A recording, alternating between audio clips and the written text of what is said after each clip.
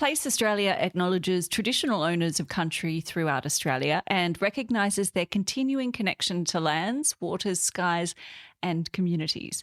We pay our deepest respects to elders past and present and extend that respect to all Aboriginal and Torres Strait Islander peoples. When you learn from country, you learn a whole heap of things. I mean, the activities of even the ants on the ground will tell you, when they're highly mobile, that they're gathering food. Why? Because the rain is coming. Learning on country. For hundreds of First Nations children in the Northern Territory, education begins somewhere older than any classroom. On the land with elders, language and culture, part of a learning tradition that stretches back more than 65,000 years. Aboriginal people didn't just sit on hills and hum. They were participant observers of nature. That's why their ability to live with nature is so great. They understood that this flower that grew here, when that blossoms, that means there's geese in that river over there, or there's turtles are laying their egg up on that beach, or whatever. It's all that sort of stuff, as well as language, where to find water, learning about the animals on that land. I think non-Aboriginal kids would enjoy it if they had the opportunity to, and would be a lot more in tune with nature than they are today. It's all thanks to an organisation called Children's Ground. William Tillmouth is the founding chair. Yeah, good morning. My name's William Tillmouth from Mbarnto, Alice Springs. I'm also Aranda, also a member of the Stolen Generation. Children's Ground is an Aboriginal-controlled community organisation committed to transforming health, employment and well-being for First Nations people. One focus for them is early years learning, delivered on country. Many cultures in the world grow their children up first and foremostly within the boundaries of the culture that they're born into, albeit Greek, African, whatever, Vietnamese. They all learn their own language first. Then they learn their culture, and then they learn their identity, and then they're able to springboard off into mainstream and become whoever they want to be. Sadly, that was never afforded Aboriginal people.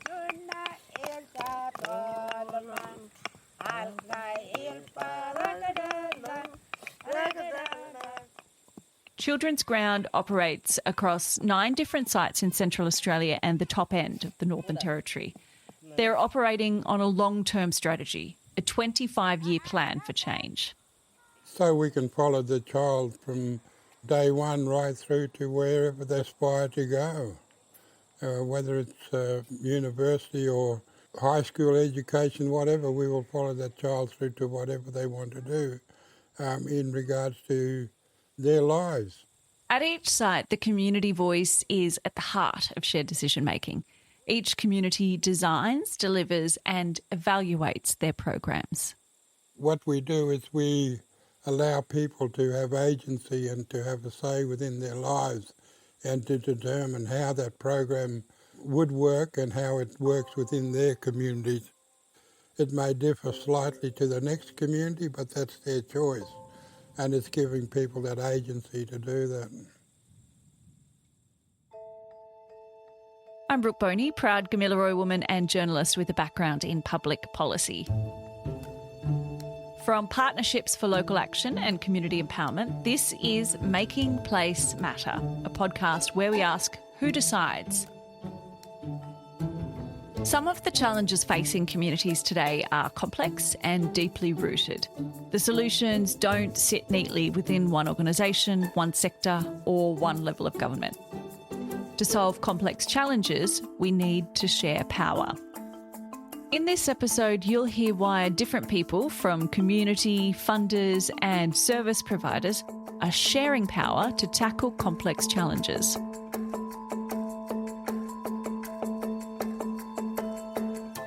William Tillmouth helped start Children's Ground as a reaction to the assimilation policies he experienced growing up.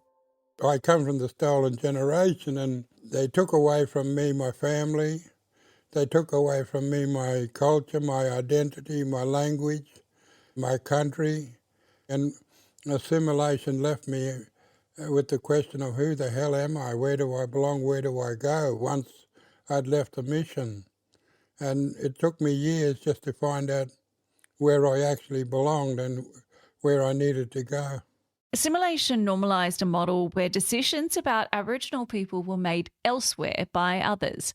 That top-down approach hasn't entirely disappeared, and the outcomes speak for themselves. Persistent gaps between Aboriginal and non-Aboriginal people across health, housing, education and justice. Government actually really do need to share power in regards to their total lack of not meeting their targets with closing the gap. My name's Evelyn Sharber. I'm an Aranda woman from Alice Springs in Bantua.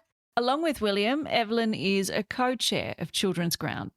I mean, it's really quite clear that they're not listening, they're not sharing, and they're not getting to the people who are actually needing support and to be at the table and give an agency to work towards trying to meet those targets of closing the gap.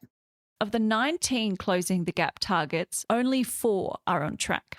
4 are moving backwards, according to the 2026 Closing the Gap report. They continue to fail because the people who design and build those programs build them in a way that is never in concert with the people who have to utilise and live by those programs, nor is it one it's done in silos, and silos avoid the interconnectedness of everything. Why do you think it's important for government to share power? Well, that's what government's there for. I mean, Aboriginal people are voters, and as voters they have a right to be listened to. They have a right to be heard. But sadly, if you live in the remote parts of Australia, your voice becomes less and less and less. And ultimately you have people speaking for you, about you, but never with you. The system that currently governs us is a Anglo-centric model of governance, and it totally disregards the fact that Aboriginal people do have a form of governance and have had a form of governance since day one. Decisions imposed from above sit at one end of the decision-making spectrum. What Children's Ground is doing sits at the other, sharing power back with community. So it's actually it's a desire by people, by community people, to raise their children guided by culture, lifestyle and language, and led by the elders and community of practice. So it's sort of grounded in our long history and of Aboriginal governance, of law, land ownership and living with nature that's worked for us for over thousands of years. And as an organisation, we started back in 2010 by listening and responding to what communities are asking for. So if you walked into a Children's Ground site, what would I see? Like what would it look like? Well, it depends where you walk into. If you walk into where the offices are, you'll probably find it empty because most people would be out doing work in the communities. We have on-country learning where grandparents and grandchildren sit down with mainstream educators and they teach children their own identity, their own language, their own culture, as well as English interpretations of certain things. So it's a balance that we try and achieve. But we also employ those people that are from the community to be there as well. Dad could be the cultural advisor. Nana could be also helping the young girls in their cultural activities. But, Dad could be the bus driver, so on and so on. So it's all encompassing in and around that child, so that child feels safe and secure and it's quite boisterous and willing to participate in whatever is on the go. We have employed a qualified health worker, which actually goes out with educators, making sure that when vaccinations are due to have, that the health worker actually makes those appointments for people to come. Also making sure that the parents understand the reasons why kids need injections and understanding a little bit more about prevention. So that's actually been quite a success. William says Children's Ground is focused on prevention, and that's where the funding should follow. You've got to realise that copious amounts of money are thrown in at the curative end, at the crisis-driven end, and especially in regards to health. And a lot of the community-controlled medical services are nothing but ambulances at the bottom of the cliff picking up the dead bodies. Children's Ground, we have this belief of working upstream, working at preventing what's happening downstream. Sadly, I think this year we feel that there may be a shortfall in our health budget, which I'm dreading, because we actually do work upstream. I mean, and so you need to start looking at your ways of getting value for buck, and also following the outcomes that you can achieve, not the ones you think you can achieve. The Children's Ground approach builds on 65,000 years of knowledge and practice. The formal evidence institutions rely on is still emerging, but William says he can see the changes on the ground already. When people are empowered and they have purpose in life, the changes are dramatic with anyone, whether it's in Aboriginal society or not. You give someone a chance in life and they take it on, it's something that's life-changing. And so it's not something that's specifically new with Aboriginal families, but you do notice that they're a lot stronger all the time, and they're getting stronger all the time. When you're dealing with complex issues, sharing power with community is a crucial element that shifts outcomes. It's not easy, but it can have huge benefits. So what does that look like for funding partners? The challenge of traditional funding and the challenge of these single siloed ways of working and doing business means that we've taken away flexibility in that local decision making and in the way that communities and local decision makers can do the work they're trying to do. This is Penny Dakin, the Executive Director for Communities at Minderoo Foundation. Minderoo is a philanthropic organisation, and Penny has been working with the Early Years Partnership, or EYP, a collaboration between Minderoo and the West Australian Government to improve outcomes for kids in 4 communities across the state. I think one of the things that we need to think about as funders and as activists or participants in trying to address and change the outcomes for kids particularly is we're going to have to find new ways of doing those things differently.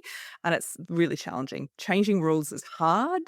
Breaking norms is really, really difficult. So then how do you share power? How do you make sure that there is a bit more equity when it comes to decision making? So every community who we work with as part of the Early Years Partnership has a local working group, and on that local working group are actual local people who are working in the thing that we're trying to solve. What that then does is feed up through a series of governance and accountability mechanisms up to a project board. Nothing can go to the project board that hasn't been through a local working group. So even though on that project board are very senior public servants, there are very senior people from here at Minderoo, we have our state-based children's commissioner, we have independent chairs, all of them in traditional senses are really powerful people. They have the jobs with the powerful titles.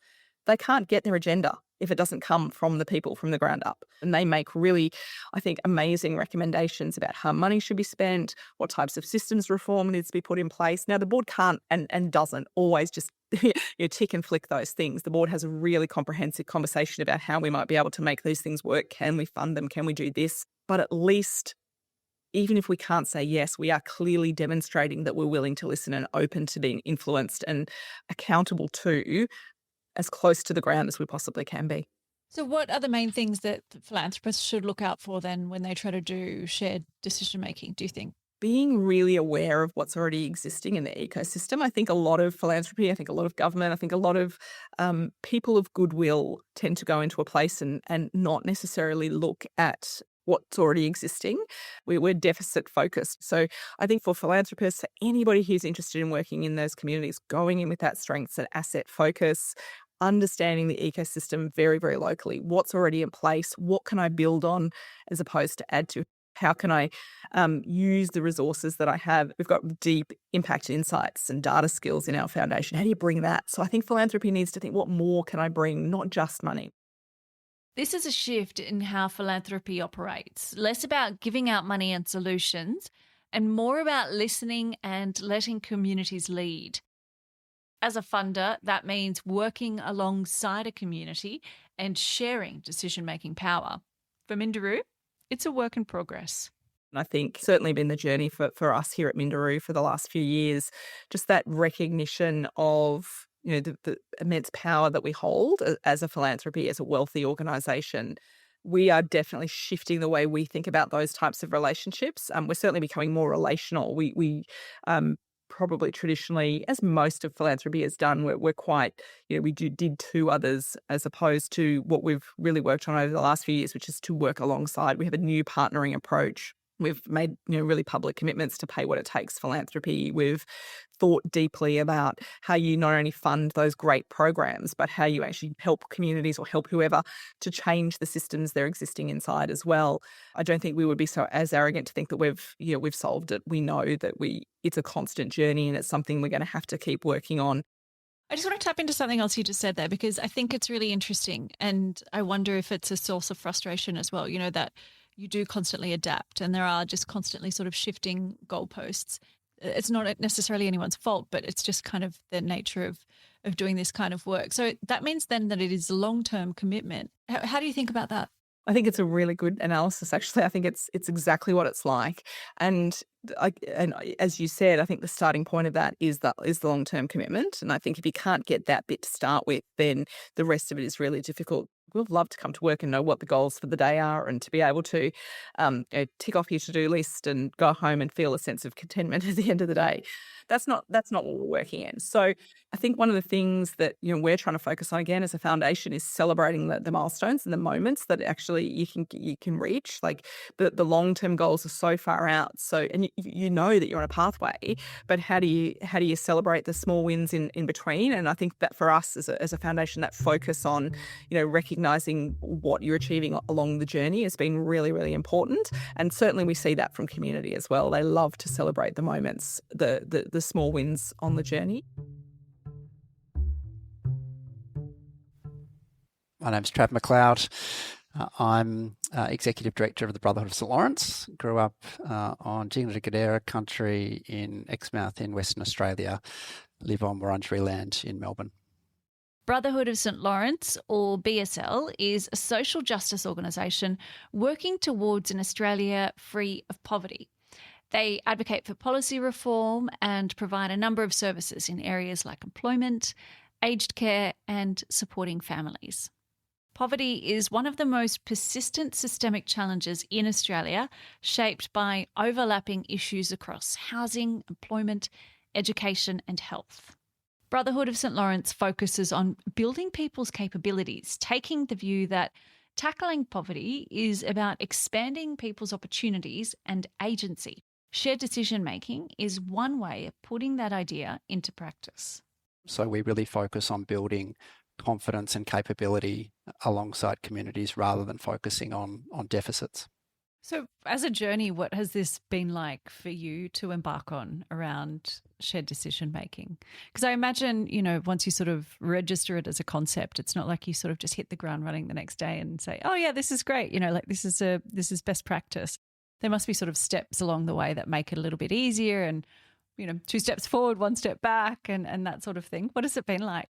It is, a few steps forward, a few steps back. I mean, I think fundamentally, the team at BSL know that programs work best when they're run by community for community. It's shared power in practice. What we endeavour to do is to bring people with lived experience, local leaders, First Nations partners, employers, government, researchers around the table. And because of our history, we've been able to say to government or to philanthropy or others, well, no, there might be a different way of doing this, which is less of BSL and more of others. We can help to steward, to support, to inform, but it need not always be us or a bigger organisation. It can in many cases be others, and we can play more of a supportive and enabling role. how do you approach that? I mean, because it's quite it requires, I imagine, quite a lot of humility when you're walking into it. Is that a difficult process? It's really difficult, a learning mindset, realizing that for systems to improve and change, often means changing ourselves, and changing the way we operate within that system requires a lot of humility. It requires iteration, openness to hearing from those experiences, responding to local knowledge and to the capacity of community members to set priorities. It means being really transparent around evidence and data that everyone can use, and how authority and power can move closer to communities and to place. When community members, funders and service providers come to the table as genuine partners, that's where real lasting change starts to happen. We're already seeing what that commitment looks like in practice, whether it's Children's Ground working within a 25-year plan, or Minderoo driving systemic change from the funder side. But Trav points out that across systems, there's still a lot of uncertainty about how to do this well. It's new territory for many organisations that are still getting comfortable with sharing power. There are two ways that personally I think are really important. One is making sure that this is an aspiration of the community sector writ large. And so there have been lots of conversations with peer organisations about the sorts of things we need to change so that this can be easier and easier working alongside communities. And that's sometimes not an easy conversation because we have this mirage in Australia sometimes that we can have competitive markets for service delivery, and we should not be collaborating and sharing information amongst the community sector, which a number of the organisations have come together and say, well, we need to share information, improve and set these collective objectives around the sorts of system shifts we need to create together. And then in terms of what this means when tension, uncertainty show up in place as sort of an established organisation, I think it's really naming those power dynamics and those tensions. It's being really transparent about the constraints, co-creating some of the decision-making processes and guardrails, being able to slow down in response to feedback without speeding up, being really honest about trade-offs and the uncertainty, the things that are within the control of that group and the things that are not. At the end of the day, this is really about relationships and building that trust, respect, legitimacy in those relationships and how we work together and make decisions together. I feel like we've talked a lot about how difficult it is and all of the challenges and reasons it might not work or it's uncomfortable or whatever, but I'd like to know why you believe in shared decision making. I think we all believe in shared decision making. Like if we're sitting around the table with our kids or family members or communities, we've all got a view and it's a really important perspective. And we all know that those closest to a problem or to an opportunity are best placed to inform, enrich, guide and decide what's to be done about that particular opportunity or problem. And there's a frustration when decisions are made about communities without their involvement. And where big organisations or governments or philanthropy might take a view that isn't properly enriched and informed by local experience, and there's a team or a shared sense of what is to be done and how we're going to do that together. So that's why I believe it's an essential way of improving our country and improving the quality of services. So what advice would you give to leaders or organisations who are maybe reluctant to or worried about going through this process, and perhaps that a consequence of that is that they relinquish some control or lose some control over the outcomes? My advice would be to have an open mind. Those of us that are in community services where we're really working to help to improve the lives of others and to grow collective prosperity across our country need to do so with an open mind. We need to do so really humbly, and we need to do so knowing that often the best ideas and the best answers to an opportunity or to an issue are at the the community level where people have the sharpest response and experience based on the status quo. And good democracies, good service systems are stable, but they're not static. They evolve, they innovate, they learn, they improve. It's a much lovelier way to work. It's a much more authentic place to be. It's kinder, it's more compassionate. And if we think about kind of the infrastructure we need to build as a country, invest in, nurture, given all of the unrest internationally and domestically, it's that approach to investing in kindness, care, and the relational approach at community level that will help us to get there together. So yeah, it's a nicer, healthier experience for everyone. And most of all, it generates much better results on the ground. As you've heard in this episode, sharing power isn't always simple, but for organisations and communities tackling complex challenges, it's proving to be a powerful way forward. Thanks to William Tilmouth, Evelyn Sharper, Penny Dakin and Trav McLeod. I'm Brooke Boney. Follow Making Place Matter in your favourite podcast app so you don't miss an episode. You can also head to placeaustralia.org for more resources.